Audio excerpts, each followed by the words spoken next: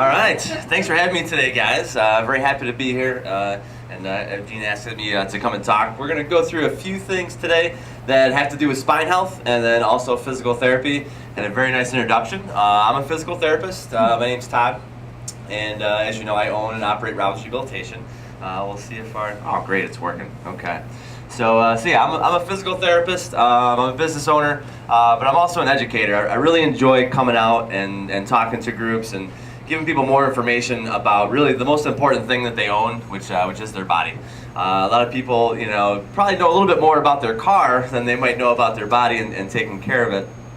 So I like to get a lot of good information out to you guys about what we do as physical therapists, but then also how to just kind of take care of yourself. And today we're going to focus on the spine. Alright.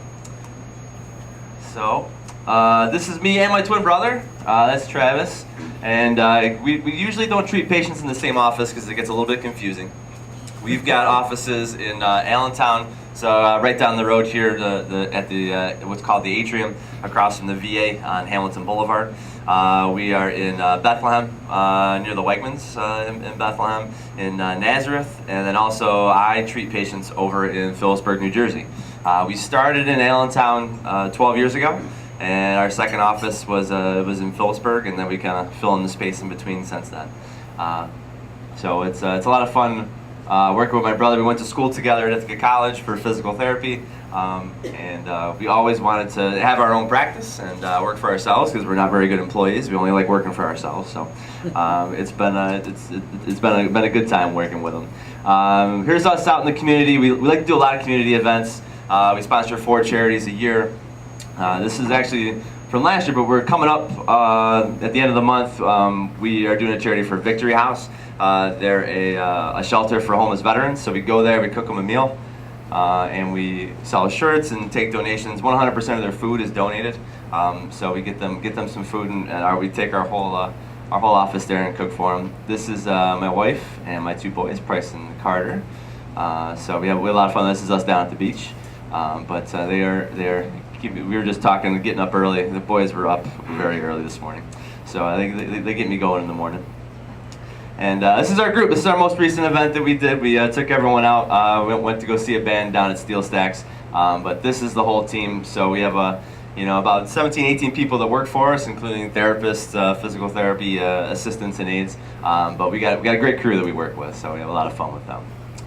All right, so we're going to get to our talk today about keeping your spine in line. Has anyone here ever had any kind of spine problems, neck, back, pain, anything like that? All right, if you walk around upright and if you sit, then you're probably at some point going to have some sort of problem with your spine. That's a big chunk of what we see in physical therapy in our practice is issues related to the spine. So it's such an important thing that I think it's good to kind of review a little bit about it today. So spinal alignment is one thing that is talked about quite a bit. And kind of where should my spine be? We're going to talk about 2 things here with the shape of your spine and then also kind of where your back should be. So we start talking about this, everyone kind of starts sitting up in their chair a little bit, working on their posture a little bit. So we all know that we should have good posture, right? When you're in school, teacher told you to sit up tall, parents told you to stand up tall, right? But there's some real key things about that are important to understand and are actually kind of simple to go through. So I'm going to give you a little bit of a look at the spine.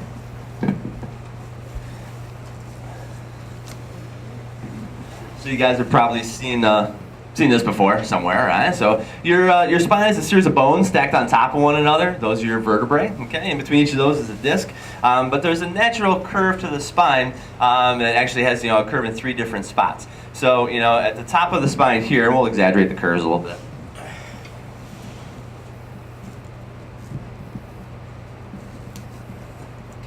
So if I'm looking at the side here, there's a curve back in here, which is where your cervical spine is. So as I pick my head up and look straight ahead, there's a natural curve there.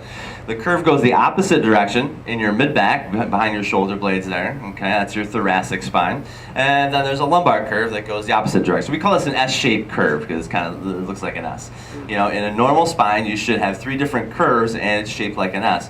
But a lot of my patients that are having spine problems, these curves really aren't, they're a little bit out of line. One may be more exaggerated than the other, depending on what they do during the day. But you should have natural curvature in your spine. And it's important to keep that during all activities. So who here has shoveled any snow this winter? Anybody? Right? So this is where we get ourselves into trouble. If I'm standing and I'm not under very much stress at all in my body, I can stand upright and I can usually maintain those curves. Really when we get into trouble is when I'm not in a standing position, when I'm in a sitting position, or when I'm in a bent forward position. That is where we usually run into trouble and where people start to have spine problems, and then particularly with something like snow shoveling, repeating that motion over and over and over and over again. So I'm going to talk a little bit about lumbopelvic neutral, which is a big word, but it's not that hard to figure out. Really, your spine should be in this position, what we call lumbopelvic neutral, as much as possible. It'd be great to have it there 100% of the time, but that's not really, achievable for most people, depending on what you do during the day. But I'll kind of show you what that looks like. So it's easy for us to kind of use a pole to take a look at this. So the pole's nice and straight. It's just a piece of PVC pole here. You like my funny shoes? Yes, I did. You have to show us that one. If I have a minute, I'll do that. I'm doing good on time. We'll have a minute. Okay. So we use this pole lot in our offices just to give someone some cueing ideas of where their spine should be. So if I take this pole and I put it on my back, okay, I really should hit 3 points if I'm in good posture, okay? So one should be the back of my head here, and then you can see those curves that we were talking about. So, I've got that curve in my neck here, I have a natural curve here. My spine curves the other way, and then my mid-back touches the pole, okay? And then I've got my curve down here in my lower back, and then kind of my tailbone touches the pole in the bottom, okay? So if I was going to be in, good posture, or trying to do my best to be in perfect spinal alignment, I'd have all three of those points touching the pole, and I'd be able to kind of fit my hand back here, okay? So if I kind of relax, I've got a little bit more space there, okay? If I kind of get up nice and tall, then the width of my hand is what fits in between the pole and my back there. So you guys can kind of use this type of tool at home, a broomstick, whatever you got at home, and this is what we call it. This is what I'm looking for spinal alignment. It's tough to kind of visualize that and think of it. Using a mirror is helpful too. But if you wanted to know exactly where you wanted your posture to be in a good position, it would be in that position all day long. But that's not what happens. So, a lot of people are, it's challenged really to stay there. So we work a lot with our patients on the muscles that control that, the movement of the spine there. And again, that's a lumbopelvic neutral. So we'll talk about proper posture just a little bit. And you guys are sitting today, which is perfect because that's what we take a look at, a lot with a lot of our patients. So, if I'm taking a look at the pole on my back in a standing position, it's not too challenging to kind of get it there. In a sitting position, it's a lot more difficult, okay? As we sit, our bodies relax, a lot. And they've actually been doing a lot of research on the sitting position recently. There was a study that came out, and it said people that are sitting for a large chunk of the day, and that is more and more people over the last 20 years, more and more people sit for work, more and more people commute to work, and we come home after work, and then we sit. Like over the last 20 to 30 years, humans have been sitting a lot more. And those people that are sedentary and sit have a lower life expectancy. They've done some long-range studies on that, and they've actually been able to prove that. We're actually not made to sit for large chunks of the day. So the sitting position is, it can be dangerous for your body. And a lot of my patients that have spine problems sit for most of the day. So I'll just pull out a chair and show you guys some good sitting positions.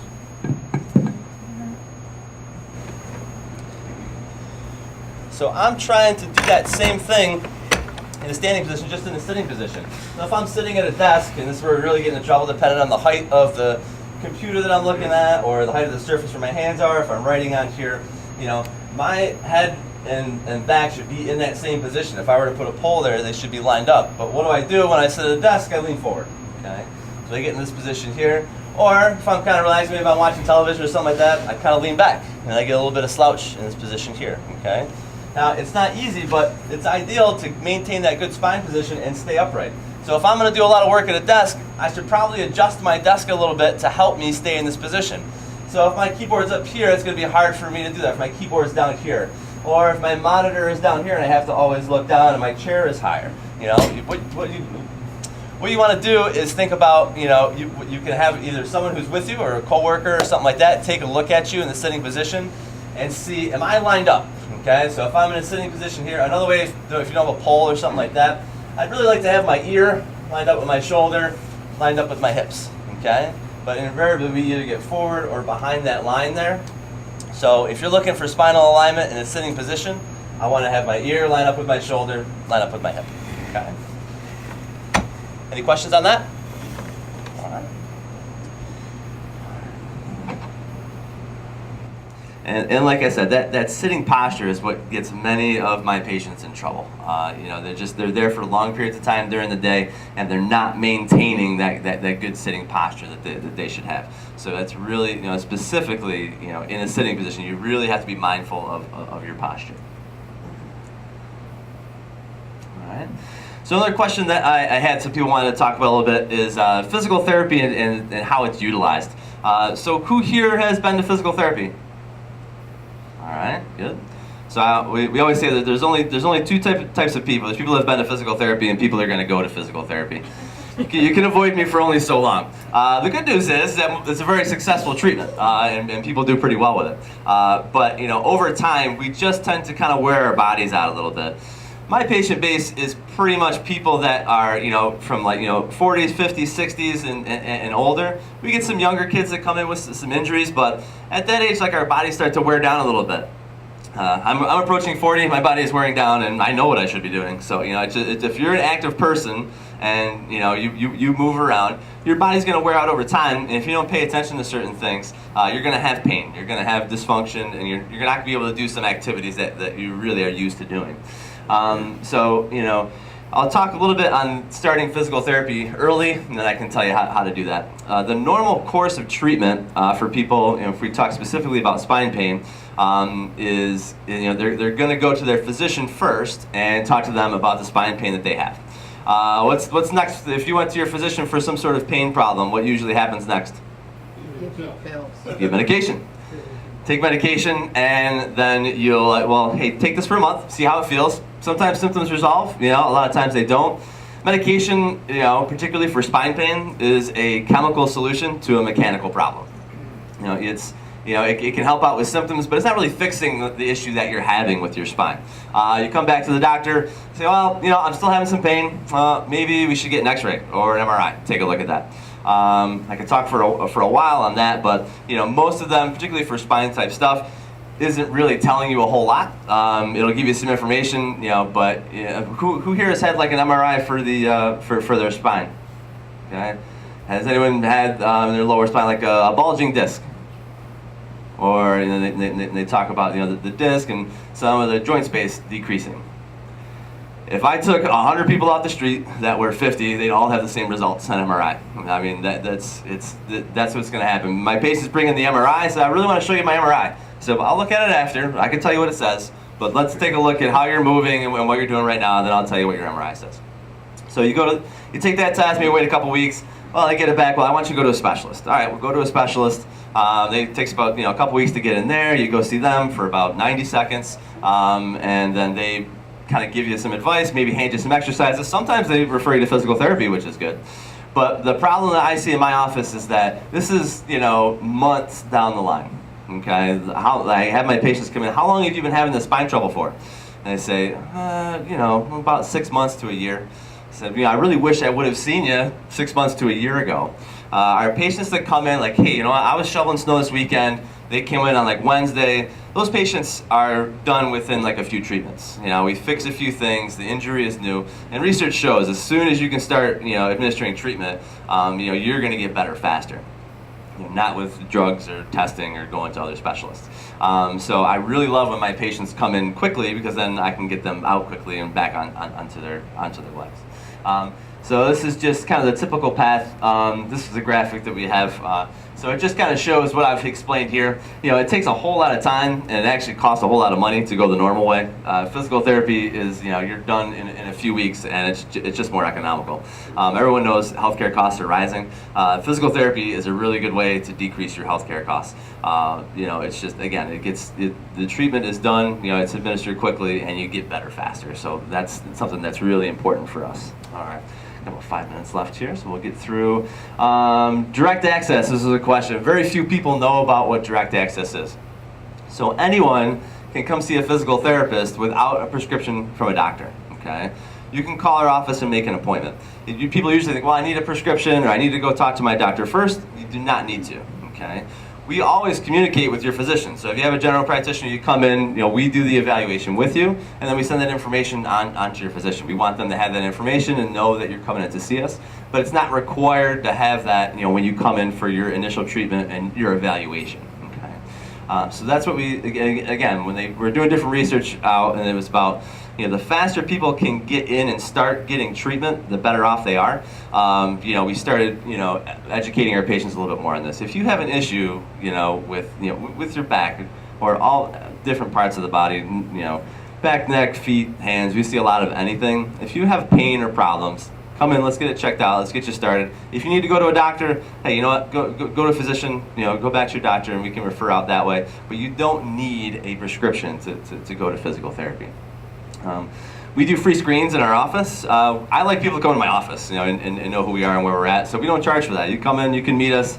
We pick different days during the year. Actually, coming up next week, we have a free screen day. On your table there is some different information. You have like our newsletter that highlights that free screen day, and then you have cards there that you can use. So the newsletter has a free screen day, and you can use that. There's a little information there on how to access that. Or if you know someone that has some pain or is having some trouble, you can give them that free screen. They call our office, it's no charge, they get a half hour with a physical therapist, get to know more about what their problem is, get diagnosed and get some recommendations, whether it be a few exercises to do at home or starting physical therapy treatment. So I really encourage people to do that, to access physical therapy as soon as they have a problem before it becomes a much larger problem.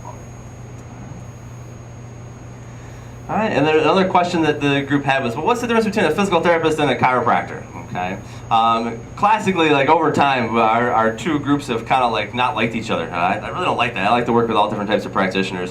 So what I always say is, hey, there's good and bad physical therapists, there's good and bad doctors, there's good and bad, chiropractors, and we do different stuff. If we were going to talk, in a brief discussion, the difference between physical therapy and chiropractics traditionally, they adjust people, right? So they do the bone cracking and alignment and stuff like that. Just so you know, I do that too. Like physical therapists do it. It's just not my primary mode of treatment. I do it when it's necessary, but it's not the only thing that I do. A traditional chiropractor, that's kind of all they do. They're experts at alignment. When you get on their table and they take a look at you, they line you up perfectly. Okay, they're very, very good at that. What they sometimes miss is that there's a reason why you're out of alignment. It's usually muscle or soft tissue. If we don't correct that, then what do you have to do with the chiropractor? You're going back, I'm going to see you every week for the rest of your life.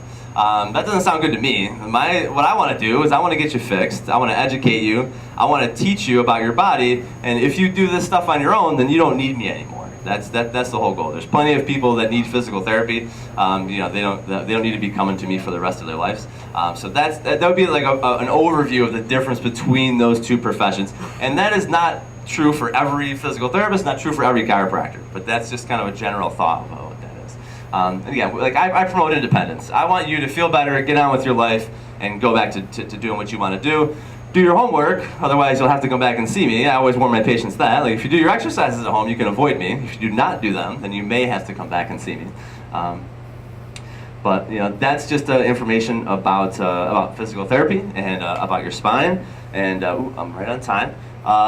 Does anyone have any questions or anything that they want to talk about? How does acupuncture fit into what you do? So acupuncture is more Eastern medicine. I have several patients that have gone to acupuncture and had success with it. The physical therapy is broad. There's a lot of different things that physical therapists do. I'm pretty much open to anything. If my patient went to acupuncture and did better, I'm very happy. Like that's good. If you stand on your head in the corner for 10 minutes and you feel better, go ahead and do that. Like whatever works for you is fine by me. I don't have there's an acupuncturist I've actually gone to in Allentown that some of our patients have seen. If you I don't have her information on me. If you want it, you can email me. You guys have my information there.